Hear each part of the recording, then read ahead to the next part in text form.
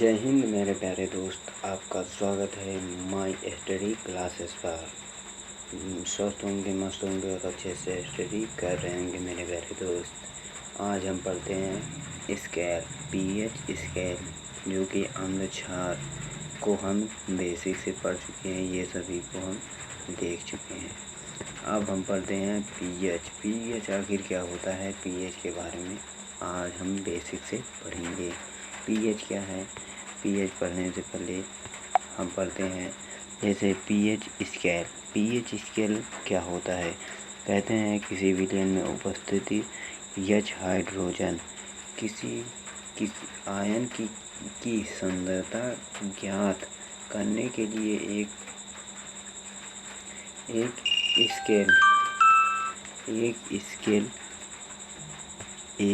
Scale विकसित किया गया, जिसे पीएच स्केल कहते हैं। पीएच स्केल में पीएच का मान होता है, जिसे पोटेंस कहते हैं, जो एक जर्मन शब्द है जिसका अर्थ है शक्ति आकार। अब हम इसे ग्राफीय विधि से अभी समझेंगे। पहले हम समझ लेते हैं सात रहने पर क्या होता है, 7 ग्रेटर होने पर क्या होता है, 7। अब हम देखते हैं, जैसे देखिए पीएच यहाँ पर बराबर है, मतलब इक्वल, मतलब 7 पे रहने पर उदासीन विलयन जिसे कहते हैं। 7 रहने पर उदासीन विलयन कहा जाता है, जबकि 7 अगर 7 से ऊपर होने पर अम्लीय विलयन होता है, जबकि 7 से नीचे होने पर क्षारीय विलयन होता है। अब इसे हम समझेंगे लिखने पर। कह रहा है यह स्केल 0 से 14 तक पीएच ज्ञात करने के लिए उपयोग में लाया जाता है। मतलब यह एक स्केल है, जिसमें 1 2 3 4 5 6 7 8 9 10 11 12 13 14 हो गया ना। 0 1 1 2 3 4 5 6 7 सातवें पर रहने पर यह उदासीन कहलाता है, जबकि 7 से नीचे होने पर अम्लीय कहलाता है। और अगर 7 से ऊपर, मतलब 7 से नीचे होने पर क्षारीय कहलाता है, जब 7 से ऊपर जाने पर अम्लीय कहलाता है। अब इसे हम देखेंगे ग्राफ में आखिर क्या कह रहा है। ग्राफ में यह कह रहा है कि दुर्बल अम्ल आखिर होता है क्या। दुर्बल अम्ल और प्रबल अम्ल को हम समझेंगे। जैसे दुर्बल अम्ल में ये सब इस प्रकार एक ग्राफ बनाइएगा आप। यह हाइड्रोजन, आप या अम्लों के बारे में पढ़ना है, जिसमें आगे हम डिस्कस कर चुके हैं, जिसमें हाइड्रोजन आयन देता है, क्षार OH- आयन देता है। जैसे CH2COOH, अगर हम इसका रासायनिक क्रिया करेंगे तो CH3COOH plus H hydrogen ion देगा। इसी प्रकार CH2 प्लस H2CO3, इसको भी अगर हम करेंगे तो H हाइड्रोजन प्लस CO3 रासायनिक क्रिया करने पर होता है। अब देखते हैं हम, यह दुर्बल अम्ल है, यह प्रबल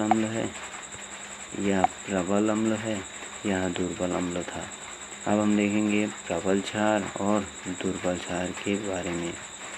जैसे यहाँ पर प्रबल क्षार, दुर्बल क्षार में खाली NH4OH है। जैसे NH4 plus OH minus ion देता है। इसी प्रकार आपको लिखना है। अब हम देखेंगे बढ़ती हुई अम्लीय प्रकृति 7। बढ़ती हुई क्षार प्रकृति, मतलब इधर सबसे पहले इधर होता है क्षार, इधर होता है अम्ल, इधर होता है अम्ल और बढ़ती हुई क्षार प्रकृति यह क्षार कहलाता है, जो कि 7 उदासीन है, जिसमें हाइड्रोजन आयन की सांद्रता में कमी, इनमें हाइड्रोजन आयन की वृद्धि होती है। अब हम देखेंगे दैनिक जीवन में पीएच का महत्व। पीएच का महत्व हमारे दैनिक जीवन में बहुत महत्व है। अब हम इसको समझते हैं। कह रहा है पौधे एक पशु पीएच के प्रति संवेदनशील होते हैं। जैसे हमारे शरीर में 7.4 से 7.8 मतलब 8 पीएच पारस के बीच कार्य करता है।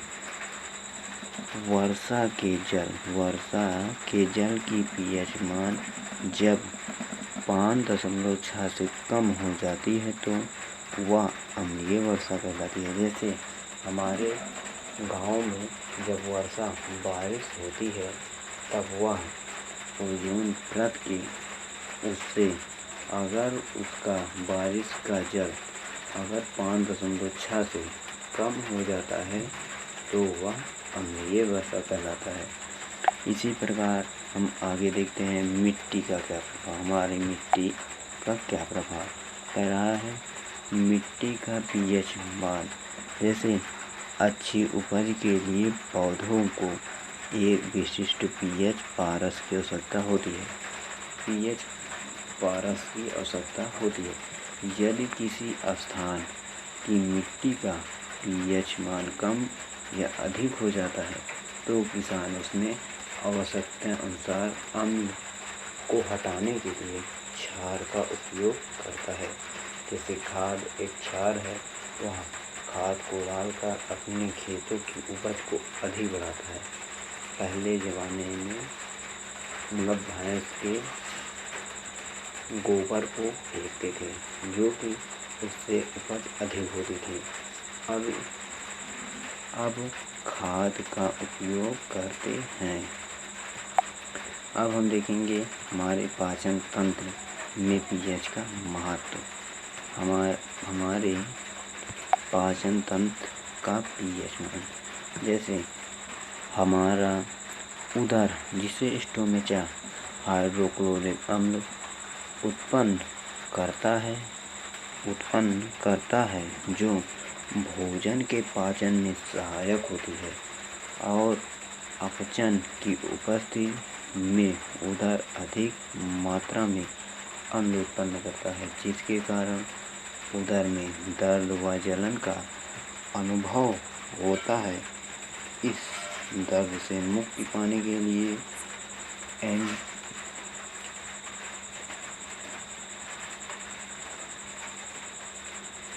एंटासिड जैसे क्षार का उपयोग किया जाता है, जो क्षार की अधिक मात्रा को उदासीन करता है। जैसे मिल्क ऑफ मैग्नीशिया जो कि हमारे पाचन तंत्र को उदासीन में ला देता है, जो कि 7 उदासीन का पीएच मान 7 होता है मेरे प्यारे दोस्त। जैसे अब हम देखेंगे पीएच परिवर्तन के कारण दांत और क्षय। जैसे हमारे मुंह का पीएच मान 5.5 से 5 होता है न, अगर उससे कम हो जाता है तो दांतों में समस्या होने लगती है। जैसे दांतों का इनेमल दंत वलक कैल्शियम फास्फेट से बना होता है। हमारा इनेमल मतलब दांत, हमारे दांत जिसमें लगे रहते हैं उसी को कहते हैं, जिसे जबड़ा कहते हैं, वह इनेमल कहते हैं। हमारे शरीर का सबसे मजबूत अंग इनेमल होता है। अभी आगे देखते हैं, लिखे हुए हैं हम सब। कह रहा है जो कि कैल्शियम फास्फेट से बना होता है, जो शरीर का सबसे कठोर पदार्थ होता है।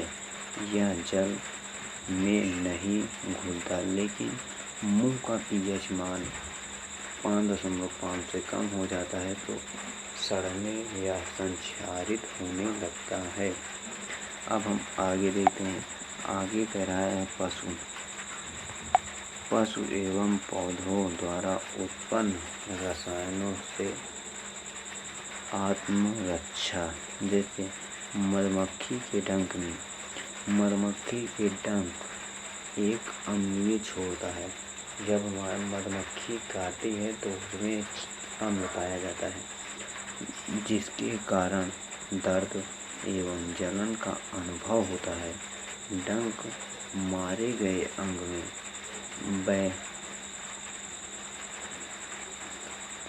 बेकिंग सोडा के उपयोग से आराम मिलता है।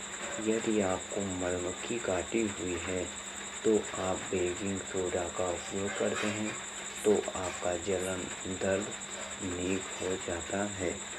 इसी प्रकार जब नेटल एक पौधा है जो कि जिसे सरपत भी कहते हैं। सरपत वो तो चीरता है, लेकिन नेटल के डंक वाले बाल मैसनाइक अम्ल छोड़ जाते हैं, जिसके कारण जलन वाले दर्द का अनुभव होता है। इसलिए इलाज डंक वाले स्थान पर डंक पौधों की पत्ती रगड़ कर किया जाता है। यदि आपको वह डंक वाला पौधा आपके कहीं चुभ गया है तो जलन उत्पन्न होने लगती है, तो आप उसी पत्ते को लेकर उसी गड़े हुए स्थान पर रगड़ते हैं तो आपको वह आराम मिलता है। अब हम आगे देखते हैं मेरे प्यारे दोस्त, लवण एवं पीएच आखिर होता है क्या। अब हम देखते हैं। कह रहा है प्रबल अम्ल प्लस प्रबल क्षार को मिलाने पर उदासीन लवण पीएच 7 ही होता है, जबकि प्रबल अम्ल प्लस दुर्बल अम्ल को मिलाने पर अम्लीय लवण पीएच का मान 7 बढ़ जाता है। और उसी प्रकार प्रबल क्षार और दुर्बल अम्ल को मिलाने पर क्षारीय लवण पीएच मान घट जाता है। अब हम आगे देखते हैं। अब देखते हैं साधारण नमक से रसायन। साधारण नमक के रसायनों को हम समझेंगे। कह रहा है साधारण नमक से रसायन जो कि 5 प्रकार के होते हैं, जैसे सोडियम हाइड्रोक्साइड, विरंजक चूर्ण, बेकिंग सोडा, धोने का सोडा, जैसे प्लास्टर ऑफ पेरिस भी कहते हैं। जैसे सोडियम हाइड्रोक्साइड का NaOH, विरंजक चूर्ण का COCl2 होता है। उसी प्रकार बेकिंग सोडा का सूत्र NaSCO3 होता है और धोने वाला सोडा का Na2CO3 10H2O होता है, जिसे धोने का सोडा कहते हैं। प्लास्टर ऑफ पेरिस को हम समझते हैं। प्लास्टर ऑफ पेरिस कहते हैं जैसे CaCO4 A1/2 2HO। अब हम देखते हैं सोडियम हाइड्रोक्साइड आखिर होता है क्या। सोडियम हाइड्रोक्साइड के बारे में हम समझते हैं मेरे प्यारे दोस्त। जैसे सोडियम हाइड्रोक्साइड सोडियम क्लोराइड के जलीय विलयन लवण जल से विद्युत प्रवाहित करने पर यह वियोजित होकर सोडियम हाइड्रोक्साइड को उत्पन्न करते हैं। इस प्रक्रिया को क्लोरो क्षार प्रक्रिया कहते हैं। जैसे अब हम क्रिया कराते हैं तो हम देखते हैं। जैसे 2 NaCl प्लस H2O मतलब जल देते हैं। फिर इन दोनों का अक्रिया कराने पर NaOH जिसे सोडियम हाइड्रोक्साइड प्राप्त होता है प्लस Cl2 मतलब क्लोराइड प्लस H2 हाइड्रोजन प्राप्त होता है, जिसे देखिए एनोड पर Cl2 गैस होता है, कैथोड पर H2 गैस होता है। कैथोड के पास जैसे सोडियम हाइड्रोक्साइड प्राप्त होता है। अब हम इसके उपयोग को देखेंगे। इसके उपयोग में कहाँ इसका उपयोग लाया जाता है। जैसे ईंधन में H2 का ईंधन मार्गरीन में, जैसे Cl2 का जल की सुरक्षा PVE CFC में उपयोग करता है। जैसे CFC क्लोरोफ्लोरोकार्बन,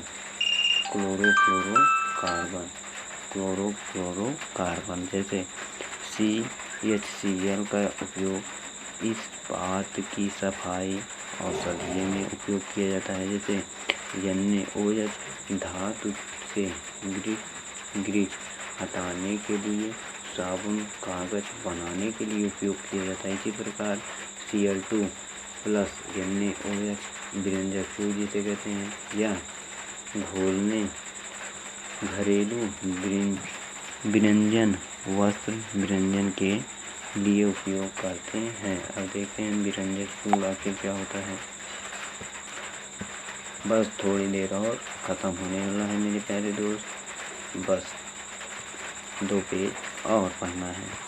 जैसे विरंजक चूर्ण को नहीं, पहले हम देखते हैं आगे थोड़ा कुछ छूट रहा है। ये देखिए विरंजक चूर्ण को पहले देखते हैं। पहले हम विरंजक चूर्ण को समझते हैं। विरंजक चूर्ण आखिर क्या होता है, जिसे शुष्क भूंजे हुए चूने जैसे Ca ब्रैकेट के अंदर OH ब्रैकेट के बाहर 2 पर क्लोरीन की क्रिया से विरंजक चूर्ण का निर्माण होता है। जैसे Ca ब्रैकेट के अंदर OH2 प्लस Cl2 से अक्रिया कराने पर CaOCl2 प्लस H2O प्राप्त होता है। उसी प्रकार इसका उपयोग वस्त्र उद्योग में सूती व लिनेन के विरंजन के लिए उपयोग किया जाता है। जैसे कागज की फैक्ट्रियों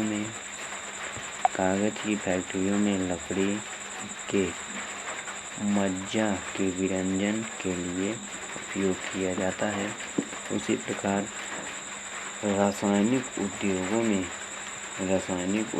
में एक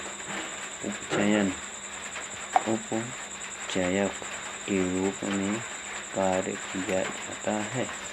इसी प्रकार पानी वाले जल के जीवाणुओं में से मुक्त करने के लिए नाशक के रूप में कार्य करता है। अब हम देखते हैं तीसरा कह रहा है, जिसे कहते हैं ब्रेकिंग सोडा जैसे NaCl plus H2O plus CO2 plus NaH3 को मिलाने पर NaHOCl प्लस NaSCO3 या ब्रेकिंग सोडा बनाता है। यह एक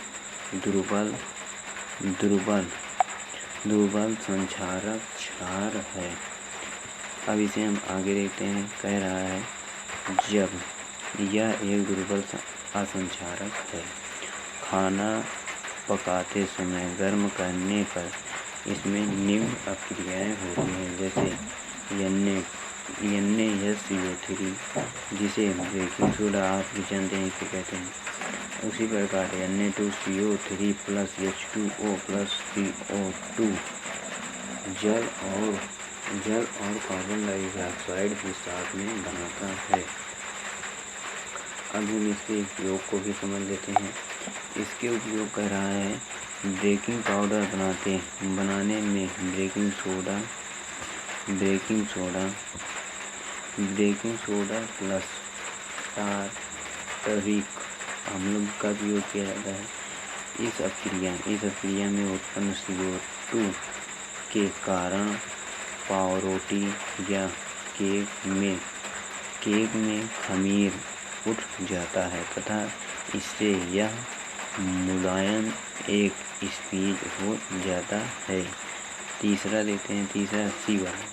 यह एंटासिड का एक संगठन है। इसका उपयोग सोडा अम्ल अग्नाशिका में भी किया जाता है। सोडा अम्ल अग्नाशिका में भी किया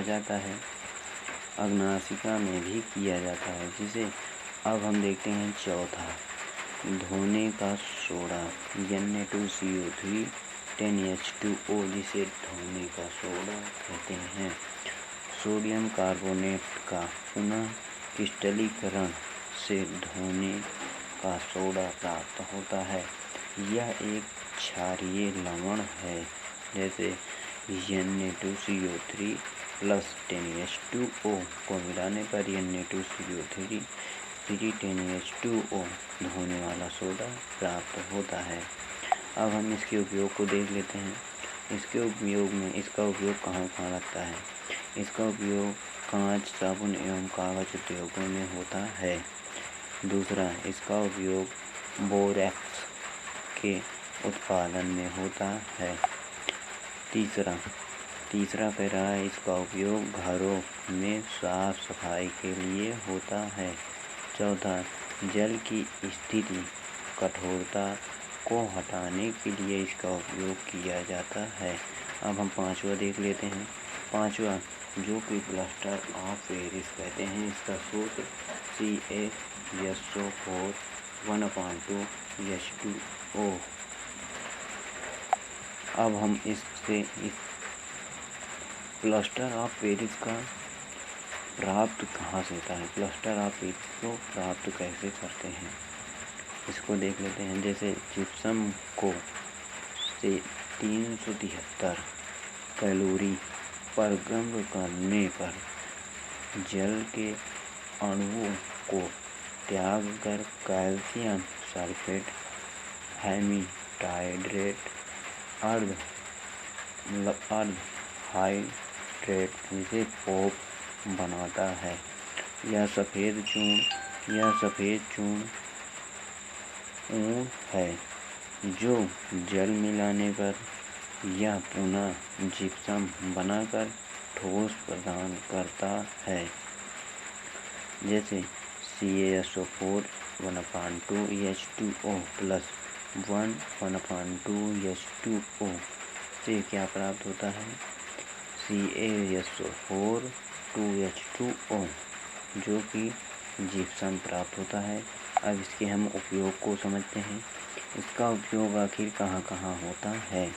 जैसे प्लास्टर ऑफ पेरिस का उपयोग डॉक्टर टूटी हुई हड्डी को सही जगह पर स्थित करने के लिए प्लास्टर ऑफ पेरिस, जो कि हमारे हाथ टूटे रहते हैं तो हम जो प्लास्टर चढ़वाते हैं, हाथों पैरों में चढ़वाते हैं, तो उसी को ही प्लास्टर ऑफ पेरिस कहते हैं। इसका उपयोग खिलौने बनाने, सजावट का सामान बनाने के लिए उपयोग किया जाता है। जो कि हम देखते हैं हमारे गाँव में मूर्तियाँ बेचने जो आते हैं, जो मिट्टी के बने, मतलब सफ़ेद मिट्टी के होते हैं, उसी को ही प्लास्टर ऑफ पेरिस कहते हैं। इसका उपयोग सतह को चिकनी करने के लिए किया जाता है। अब क्रिस्टलन, अब देखते हैं हम क्रिस्टलन का जल। लवण के एक सूत्र इकाई में जल के निश्चित अणुओं की संख्या को क्रिस्टलन का जल कहते हैं। इसके भी उपयोग को हम समझते हैं, मतलब उदाहरण को समझते हैं। जैसे CuSO4